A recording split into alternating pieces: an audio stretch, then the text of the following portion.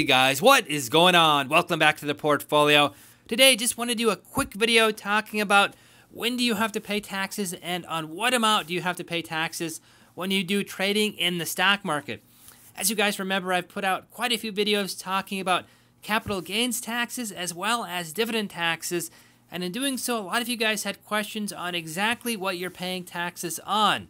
So I thought I'd quickly go through and detail what you're paying taxes on, both capital gains as well as dividends, and what the amount is. It's always an amount. There's no class of stocks that are exempt from paying taxes.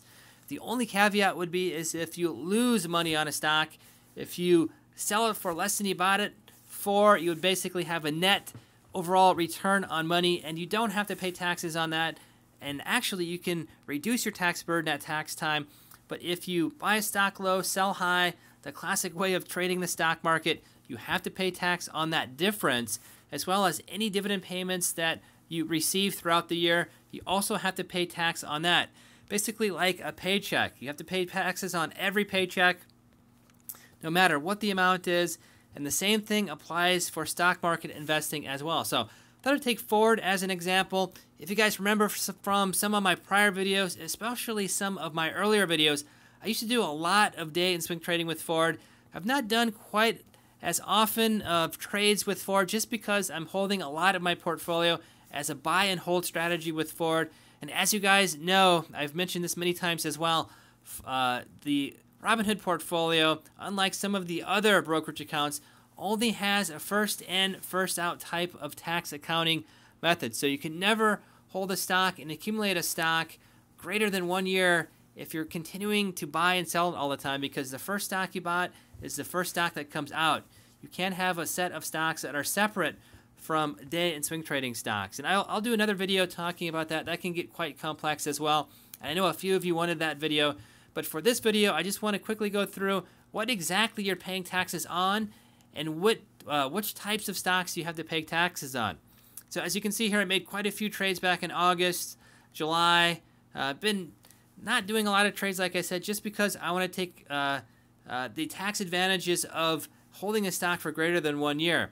You can see up top here I have a pending dividend payment of $633.75. And actually, if we jump into the history dividend payments, you can see all of the dividend payments that I have received from Ford back December 1st, 2016, $93.30 and $283.40. $464.40 was September 1st of 2017. And then the last one there, that it's still pending and it's not yet been paid to the portfolio. That one on December 1st, $633.75. So taking this dividend payment as an example, the portfolio will send this amount of money to my cash balance, $633.75. But you have to pay tax on that. So at the end of the year, when you start tallying up your profits for the entire year, no matter if the dividend payment is like this one here, $633.75, or it's 5 cents, you have to pay tax on that. And let's say, for example, I fell into the tax bracket between $70,000 and $196,000, and we'll just assume that I have to pay 20%. So out of that $633.75, if you simply times that by 20%, I'll have to pay $126.75 to the government for taxes. And there's no way around that. The money that is given to me in the form of a dividend payment, I don't get to keep all of that money. It's unlike work.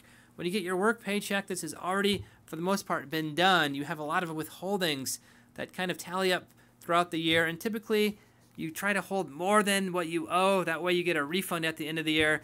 If you have to pay in to the government and it's over a certain amount, you actually get penalized. That's why a lot of folks have that safety margin there, and there's always a return. But the same thing applies for dividend taxes here. So if you're receiving a lot of dividends throughout the year, you actually have to prepay your taxes. So every quarter you have to pay into the government a certain amount of money, even though that the stock market is not doing it for you. It doesn't make a lot of sense to most people who haven't had small businesses or done consulting work, stuff where taxes aren't taken out of your paychecks. You have to pay in quite a substantial margin sometimes. The same thing would apply to buying and selling high. I'm not sure if I can find a trade here, but let's say, for example, you bought a share of Ford. Let's just make Ford $100, for example. You bought it for $100, and then you sold it for $110. That difference is what you have to pay taxes on. That's a capital gain. So 100 is what you bought it for. 110 is what you sold it for. So you essentially made $10 on that particular trade. And again, the same rule applies. If you fall into the 20% tax bracket, you'll have to pay $2 back to the government.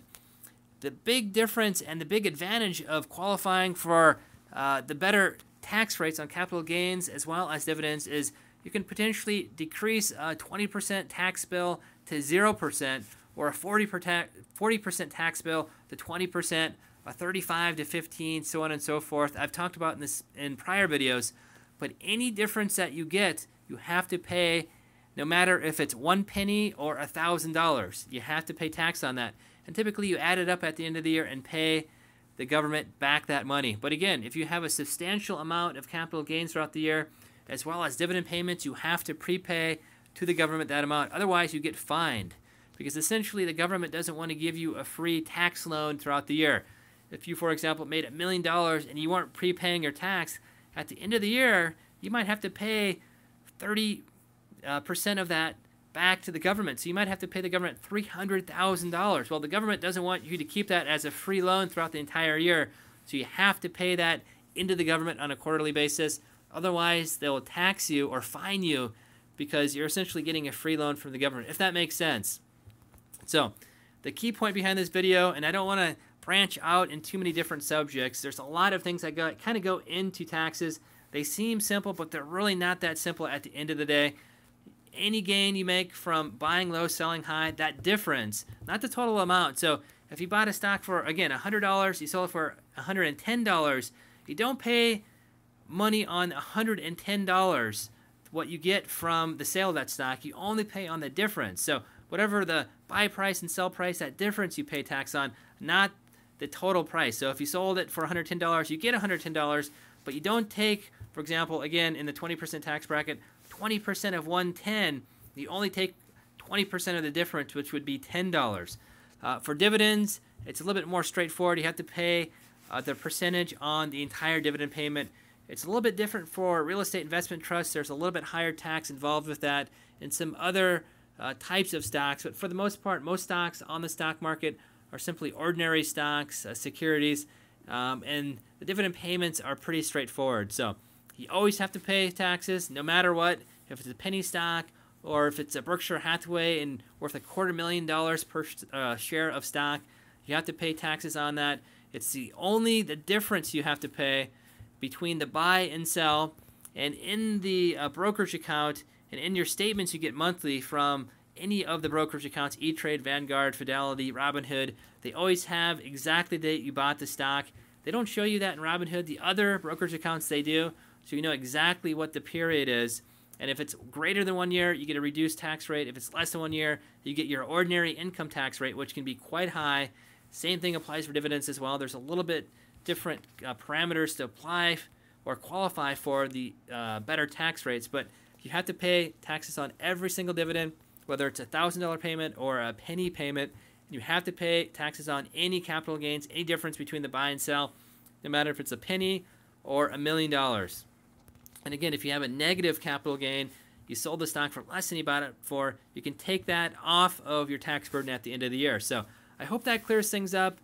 Again, it sounds simple. It's not that simple. There's lots of different caveats and offshoots that I could have talked about in this video, but the very basic thing is you have to pay taxes on everything you make, and you have to include this when you file your taxes. If you are doing a lot of trading on any of the brokerage accounts on Robinhood, for example, and you don't include this when you send in your W-2s from your ordinary job, and the IRS comes and does some accounting with you, does an audit of your taxes, you're going to be fined if you don't report this income. Again, the brokerage account will do this for you, especially if you make above a certain threshold. It's done automatically. I think it might be $400 or so. If it's not reported, and it's probably not that big of a deal. It's sort of a small fish in the eyes of the IRS. But if you make any money, it's going to be automatically sent to the federal government. So you might, or you better file those taxes, because if you get caught, you're going to pay a tremendous penalty on tax evasion. So that is the video. Just, again, wanted to quickly talk about that. There was a number of viewers on the channel wondering what I was talking about when I said you had to pay taxes, or I have to pay taxes at the end of the year, and why it was affecting some of my trading purposes with Ford, with Portola, with a lot of the other stocks I'm holding longer term.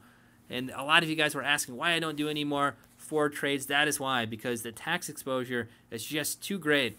The buy and the sell, you need to have that stock held for greater than 1 year to get those big tax benefits. So that's why I'm not doing any day or swing trading with Ford. So again, not to make the video too long or go on in too many offshoots here, I'll kind of end it there. As always, if you guys enjoy my videos, feel free to like, share, and subscribe. Again, appreciate all your support on the channel. Immensely appreciate it. If you guys are subscribers, make sure to hit that bell button to get alerts and updates on all new content posted on the channel. And again, keep those ideas for dividend capture stocks coming. I definitely appreciate that. There's a number of your stocks I'm taking a look at over the next couple weeks to jump in for another dividend capture. Just put a video out on IBM, freed up some capital. So I'm going to be having a little bit more fun this next couple weeks doing some dividend capture strategies. So stay tuned. So yeah, kind of with that, I'll end the video, and we'll see you guys next time.